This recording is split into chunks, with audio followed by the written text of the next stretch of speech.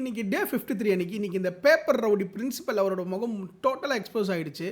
அதாவது வந்து பார்த்திங்கன்னா காலையிலேருந்து 2 இஷ்யூ அவர்கிட்ட கொண்டு வந்தாங்க. மொதல் விஷயம் என்னென்னா அந்த ட்ரெஸ் இஷ்யூ. அந்த ட்ரெஸ் இஷ்யூ பார்வதியோட ட்ரெஸ் இஷ்யூ கொண்டு வரும்போது இல்லை இதை நான் எதுவுமே பண்ண முடியாது அப்படின்னு சொல்கிறது ஒரு இஷ்யூ.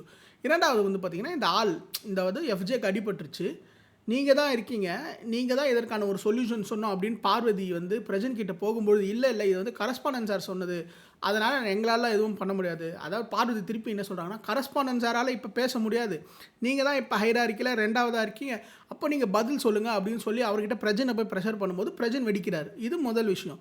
இரண்டாவது விஷயம், அதாவது இது வந்து இரண்டாவதாக நடந்தது. ஃபஸ்ட்டாக நடந்தது என்னென்னா, பார்வதி வந்து அந்த லெட்டர் மேட்டர் இருக்கு இல்லையா, அவங்கள பற்றி வந்து அவங்களையும் தர்மலிங்கம் சாரையும் வந்து ஒரு மாதிரி கான்ஸ்பிரசி பண்ணி தான் எஃப்ஜேவை அடிப்படை வச்சு அவங்கள தர்மலிங்கத்தை வந்து கிச்சனில் பார்வதி அவர்கள் இழுத்தார்கள் அப்படிங்கிற ஒரு கான்ட்ரவர்சி போயிட்டுருக்கு. அப்போ அதை வந்து பிரஜன் கிட்ட போய் கொண்டு போயிட்டு, அதாவது பிரின்சிபல் சார்கிட்ட கொண்டு போயிட்டு, இவங்க ஃபன்னுங்கிற பேரில் ஒரு லிமிட்டை தாண்டி போகிறாங்க, இது தப்பு, இதை நீங்கள் அட்ரஸ் பண்ணுங்கள் அப்படின்னு சொன்னாங்க. ஆனால் அதற்கு முன்னாடி பார்த்தீங்கன்னா பார்வதி மாற்றி ஒரு சில விஷயங்கள் பேசியிருந்தாங்க. நான் இதை சாட்டர்டே கொண்டு போகிறேன், ஏன்னா எனக்கு லெட்டர் எழுதுனது யாருன்னு தெரியணும் அப்படிங்கிறதுக்காக இதை சாட்டர்டே கொண்டு போகிறேன்ற மாதிரி ஒரு மாதிரி பேசினாங்க.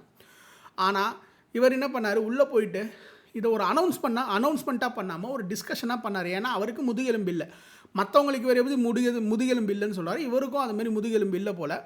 அதனால் அங்கே போயிட்டு அது ஒரு அதாவது அங்கே வந்து அது ஒரு அனௌன்ஸ்மெண்ட்டாக பண்ணாமல் நீங்கள் ஃபன்னுங்கிற பேரில் ஒரு லிமிட்டுக்கு மேலே போகிறீங்க, இதுக்கப்புறம் இதை பண்ணாதீங்க அப்படின்னு சொல்கிறதுக்கு பதில் இவர் இது ஒரு டிஸ்கஷனாக வைக்கிறார். இது சரியாக தப்பான்ற ஒரு டிபேட் நடத்துகிறாரு.